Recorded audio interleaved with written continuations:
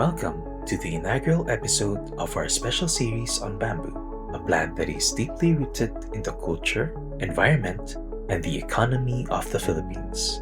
Celebrated as the green gold of our nation, bamboo's extraordinary growth rate and versatility make it an indispensable partner in environmental rehabilitation, sustainable livelihoods, and innovative industries. Mom Fatima has dedicated her life to transforming bamboo from an overlooked non-timber forest resource into a thriving business that supports communities across the archipelago. Magandang araw sa inyong lahat. Ito na naman ang inyong Manang Lucy. Ngayong umaga po ay babalik tayo sa isang lugar na naging paborito kong puntahan. Sa bahay ng ating guest expert today na si Ma'am Fatima Tangan. Hello, Manang. Hello, Lucy. Good morning. And good morning to all our viewers ng Baguio Chronicle. So ngayon po ay pag-uusapan natin ang isang napapanahon na topic on environmental rehabilitation. So this is particular to a species na which is commonly used now sa maraming rehabilitation projects ng private at saka government entities. But before that, magkwento muna tayo tungkol kay Manang Pat. Manang, can you just give us your personal background and what motivated you to go into bamboo? Bamboo as an enterprise, bamboo as an agent for environmental rehabilitation. Lucy, as you may know, during my first years of research, I already work on bamboo specifically. Because firstly, during my college days, iyon ang thesis ko sa undergrad. And then during our DNR days, nobody is working on bamboo considering it as a non-timber forest research. All of our co-researchers are working on Benguet pine. But naisip ko na ang bamboo kasi there are lots of species. But for Benguet pine here in CAR, yun lang, Pinus kisiya. So I might as well work on this species because kawawa naman siya. It's a non-timber, so nobody is working on it. And less budget ang binibigay. But it's okay. I just work in the nursery, doing propagation techniques. I don't have to go to the field except when I collect bamboo. So until I thought of, well, I might as well continue this one. And luckily, the national government in ARDB has a new project on bamboo. So I became more interested with it because I was already involved in that national project. Pero as a business po, kasi ngayon po, we're looking at it also an enterprise, ang Yes. bamboo production and, and the technical services that you give. What motivated you to go into that, Manong? To go Well, into business with it? Yes, well, before there was this ENJP program, and I decided to have early retirement. So I started my own nursery because it's my passion, not only with bamboo but on other plants as well. And I find it very rewarding in terms of its therapeutic effect. And it can also make money pala as a private venture. So I went into it and then I met a lot of more friends working already and are interested on bamboo. It started pala as part of your career, Yes. as a researcher, and eventually you discovered that there is money in bamboo. Oo. But like any business, ano po yung mga challenges that you face when you entered into the bamboo industry? During the first years, ang ginagawa namin is to collect the species na mabili. Like here in CAR, giant bamboo. And then people are starting to ask, do you have other species like kawayan, tinik, bayog, and the iron bamboo, which is the in bamboo in the whole world because it's accordingly the strongest bamboo.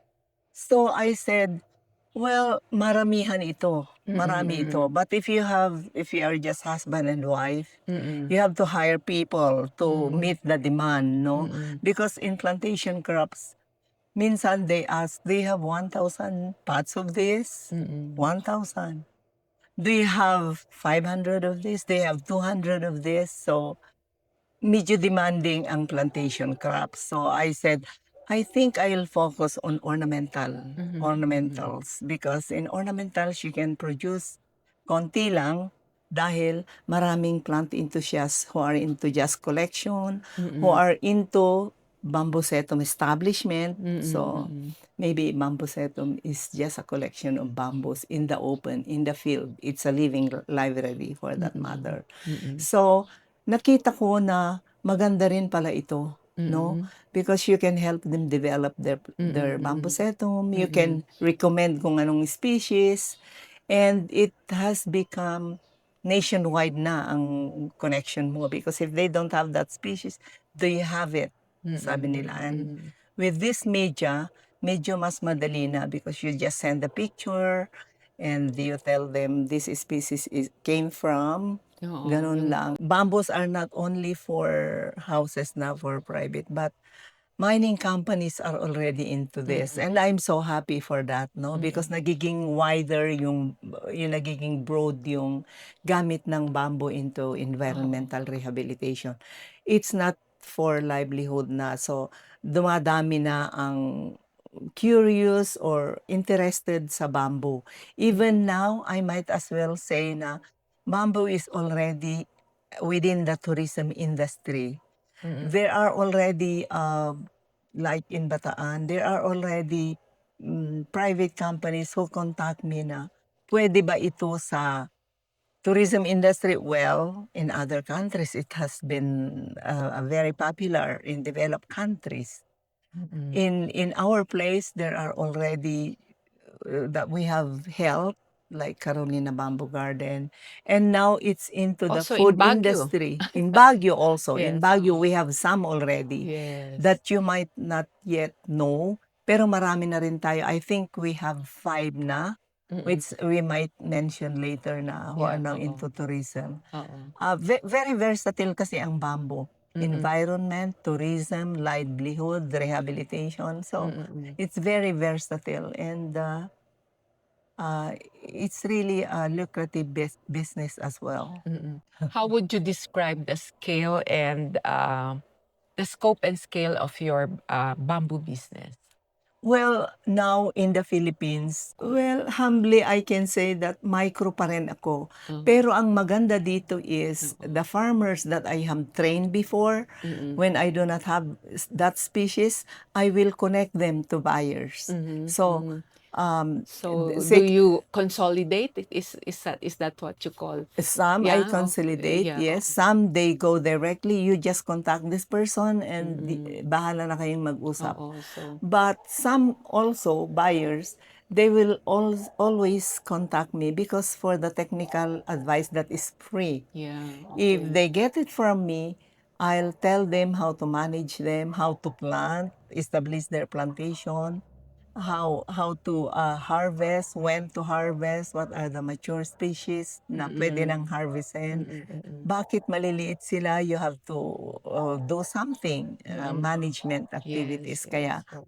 ganun Lucy na they still contact me even if I endorse them to other people. They'll say, "Oh, ma'am, kayo na lang kasi you can advise us of Mm. what we have to do, spacing of the plantation, things." Mm. And also, visitation. If they invite me to visit their plantation, ko anong problema. So I go there. Yeah. So they still contact me. So, but still, I still consider it micro loss, Lucy, ano. But what is important is we can help other stakeholders sell their products for livelihood naman. So, as you mentioned earlier, Ate, it's not only in the business model that you have incorporated provision of technical advice. I understand. I've had a personal experience with Manang in my previous work when we started our own bamboo production in that company. We invited her to do the training, no? So Manang, can you tell us a little more of the kind of trainings that you give to clients? Okay. I always say in my opening statement sa training, what will you harvest if you will not plant? So, what will you plant if you will not learn how to propagate? Mhm. So, yun, we do first propagation. Mhm. Ang propagation, nandito na yung what are the appropriate species in such locality. Mm. Bakit siya ang pipiliin mo? Pwede ba siya sa lugar na yun? Pangtanim ba siya sa sloping or flatland? Ano ang purpose mo after 5, 7 years? Kasi Mhm. dapat you know what to plant and your purpose. Hindi yung suntok sa buwan na, oh, baka may bibili. Then your ROI is not very sure, which might discourage planters Mhm, later, mm, no? oo. So, including sa training is plantation establishment when they already outplant them after 6 months in the field. Mm. Like spacing, development plan is very necessary because like if you are planting in an area where there are already trees, existing trees, hindi na puputulin yung kahoy. Mayroon bang river doon? Mayroon bang bato-batuhan ba yon? So Mm. even if we say it's 7 by 7 or 10 by 10, hindi mo na kailangang bungkalin yung bato. You just estimate. Oo, Ganon siya mm. ka-easy. Even if you plant it in 50-50% na rocks, it Mm. can survive. Basta Mhm. lang, titignan mo naman na naitanim siya properly, naalis yung Mm. mga plastic bags, syempre, no? Mm. And there is no remote control in plantation establishment. You have to Mm. be there as owner Oo. to really supervise. Talis ba yung plastic? Tama ba yung pagkatanim? Depth of the planting material? Yeah. Straight ba siya or yung natutumba? So, So ganun ho ka-broad yung knowledge sharing ni Manang Pat, but also we know that she has been engaging the larger communities, no? Nabanggit niya kanina nga, bamboo has, expanded its use, or ngayon mas malaki ang awareness ng tao and mas accepted siya sa different uses. right. And then you mentioned something about your previous project in a mining company. Correct. So where initially bamboo was tested Mhm. initially to rehabilitate an old decommissioned tailings dam. Yes. But after some time, the plantation that was established there has flourished. Mhm. And you mentioned about off-camp, that you mentioned that it has now been a source of plantation. Manu, can you just tell us more about that experience? Yes, you know, Lucy, during our latest years in the research service, Mm-mm. ARDS then, um, Felix Mining Company came to the office because they have problem on sun blowing to the nearby communities Oh, during okay. summer. So the people there are claiming that their bananas are not that productive and some fruit trees. So we said, why don't we try bamboo? And this is a tailings dam of 5 hectares in Felix Mining Corporation in Padcal, wherein the nutrient content of that area is 0.01. So, Mm-mm. napakaliit noon, no? So, Mm-mm. through research, we tried 5 various species and Mm-mm. we found out significantly through RCBD or yung mga medyo Mga mataos na sa statistical statistical design, oo. design that Bayog and Kawayan Tinik are the best species. Mm. Third is giant bamboo. So Oo. now, after so many years, if I may say, after retirement, they again asked me to visit the plantation Mm. because this is the paper that we presented, remember, when we went to Vietnam? Hmm. And according to the environmental manager there, they are already getting propagules or planting materials from that plantation, and they are using that for rehabilitating the open, denuded areas, and they are successful. Even the communities nearby are already buying from them poles to make their tunnel nurseries, Mm. And then when I asked them, if you will value that one, how much? Oh, maybe 1 million already. And so I'm happy to hear that even the communities are already getting from there, not sourcing it from the lowlands.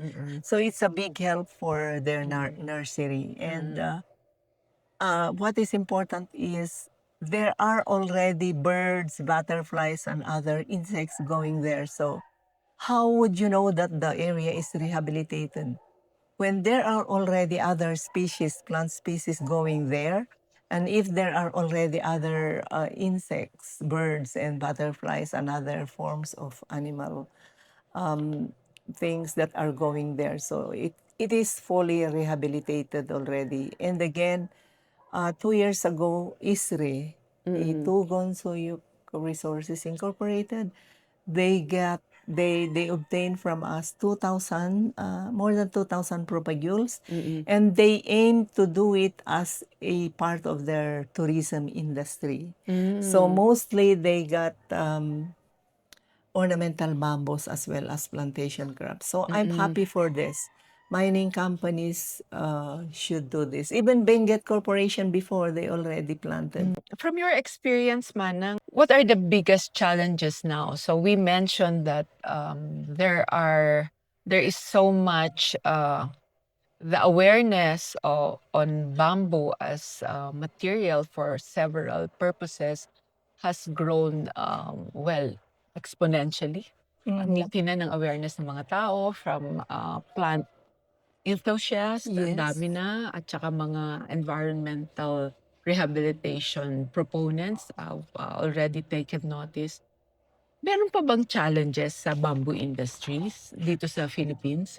Yes, Lucy, I have experienced this also, There are already bamboo nurseries na hindi accredited. Iyan ang wala sa atin, no? Ang nurseries are general, parang sideline lang ang bamboo.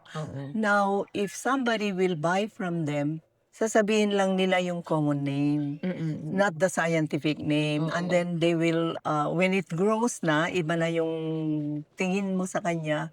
So I always tell na, if you buy, you always ask for the scientific name para the appropriate species, you will get the appropriate species. At malalaman mo kung how to take care of them. Kasi sabi ko nga kanina, iba-iba ang pag-take care of them. Although they are grass, no? Oo. They belong to the grass family. Para alam mo ang height niya. Halimbawa, you have a small garden. Tapos ang kinuha mo pala ay ang laki, hindi na Giant makita yung bamboo bahay pala. mo.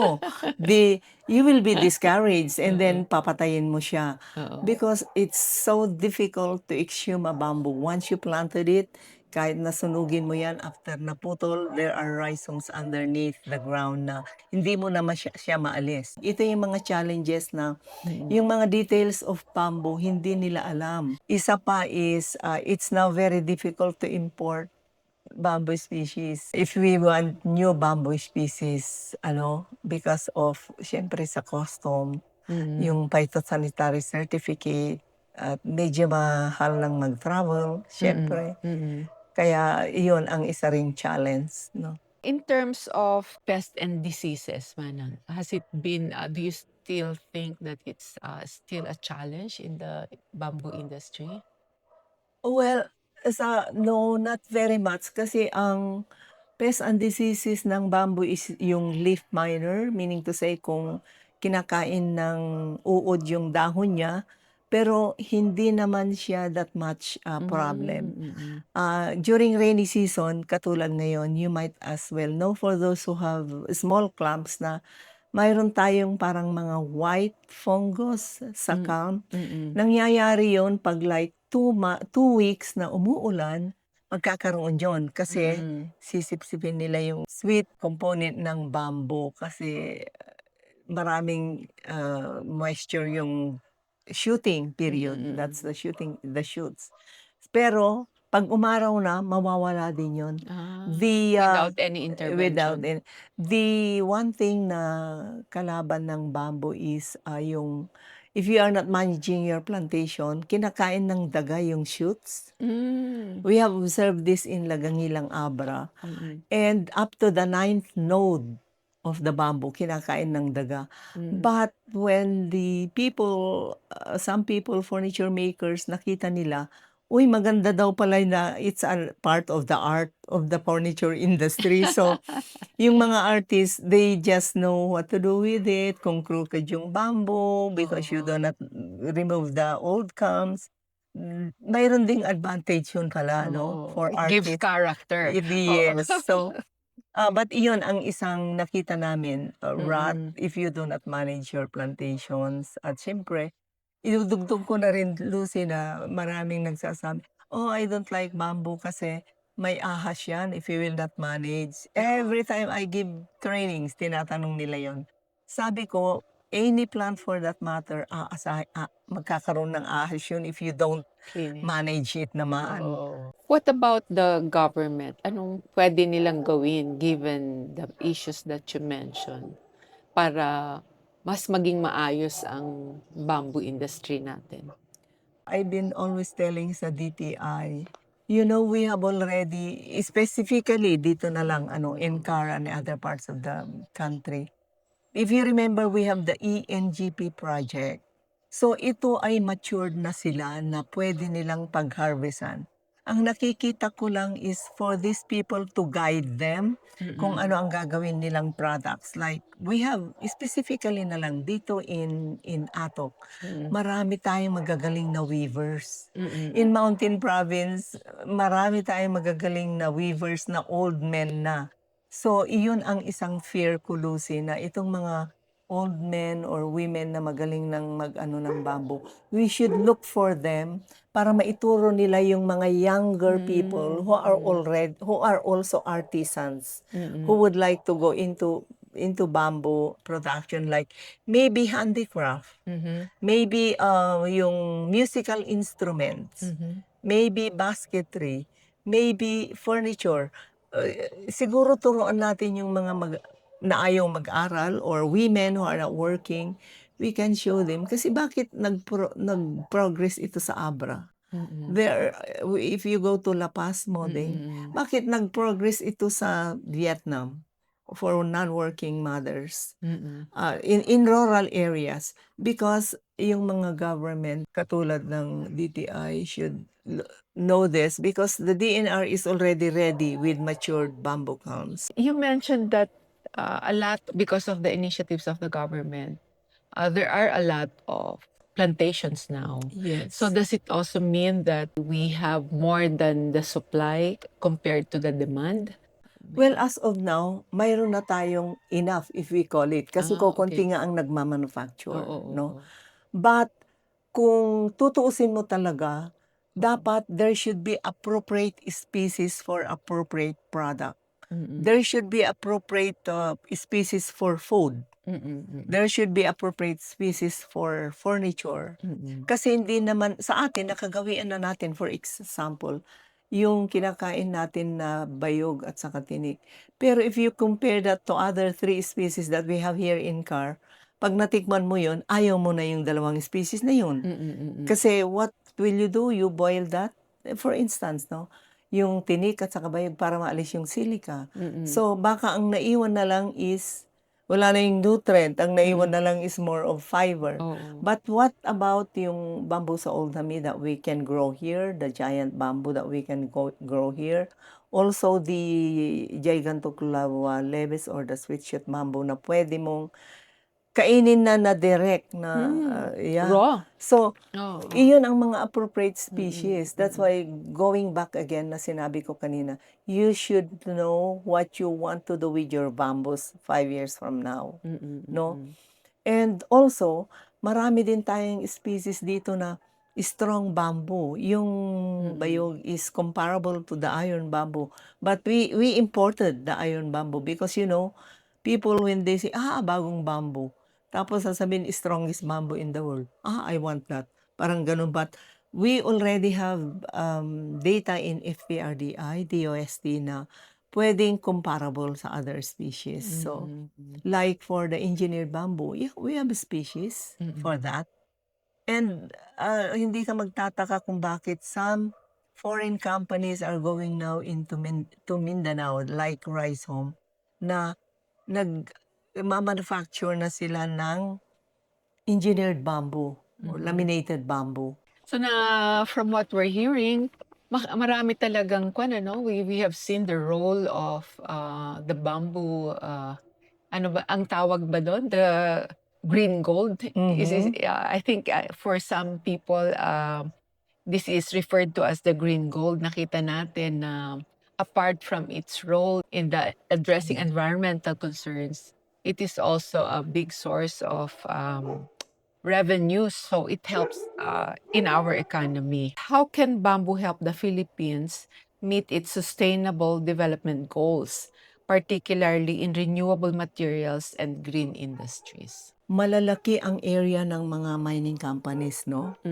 So, this is also where karamihan nakain na yung mga families nila doon. So, meaning to say, not all of them these women are working.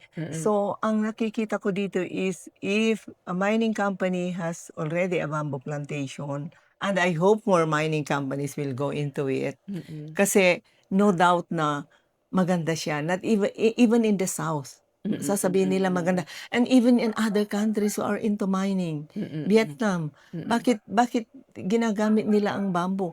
Because it doesn't only address yung concerns nila sa environment, but for livelihood ng mga non-working mothers. So maybe we can also do that if only magkakaisa tayo ngay na hindi individual na we have the Philippine bamboo industry, we have the private companies, we have the individuals, we have a project on bamboo ng DTI, we have sa DNR. It's just Agriculture. agriculture. It's just merging all of these technologies para walang duplication, and we can see kung saan na tayo very strong on bamboo. Manang, knowing now that you have had such extensive experience in several aspects of bamboo, what are your plans, your future plans and vision for your business? Going back to your business now. To still help interested bamboo farmers to develop. Kasi ang trend na ngayon is construction on bamboo. In international congresses, ang makikita mo na ngayon ang mga architects na medyo bata, making use of bamboo sa construction like base bahay, no? They are already into. Yung Sea is Green is already into in Pangasinan. Yung isa dito sa Tarlac, which I'm telling you that they are now into bamboo construction.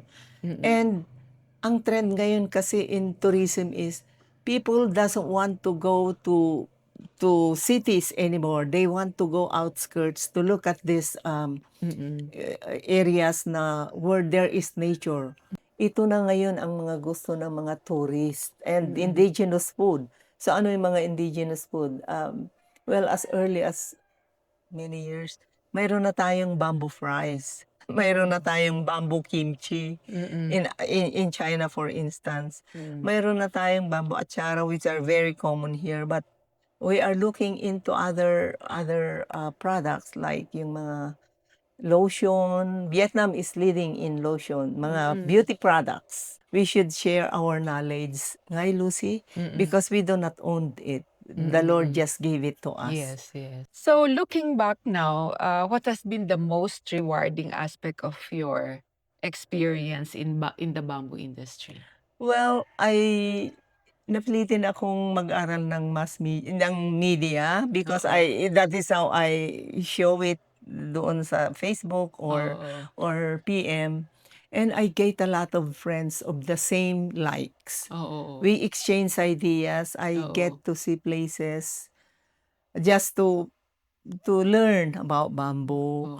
Like us, we are still together. We traveled in Southeast Asia for bamboo. For bamboo, just for bamboo. So, iyon ang nakikita ko na kung wala akong small business, hindi ko magagawa. Because my children are still studying before, siguro, hindi sila nakapag-aral naman ng kung walang, when I retired. So, iyon, there are lots of gains, We became closer ng husband ko because we work together in propagating, no? We argue, but at the end of the day, we propagate same species. So, and my children began to be environmentalists also. They like what we are doing, and they help me. Like in delivery, they help me. Like in answering phone calls, if I don't, they help me. They have bamboos like that. Please ask your mom. So it's also making a close family ties regarding yun ang nakita ko. And Oh, wow. friends, you gain a lot of friends working, Yes. and everybody, you cannot stop a person na working on bamboo by talking. You just listen, and then they give you time, and then you also talk about it. We say thank you again, Thank you Manang so Pat. much, And Lucy. then, abangan po sa mga susunod nating episode on the Bamboo series. Thank you for joining us as we explore the inspiring journey of bamboo in the Philippines, from scientific research and conservation to thriving entrepreneurial ventures and community empowerment. As our series unfolds, we invite you to continue discovering the remarkable world of bamboo. The greener future begins with every bamboo shoot we nurture.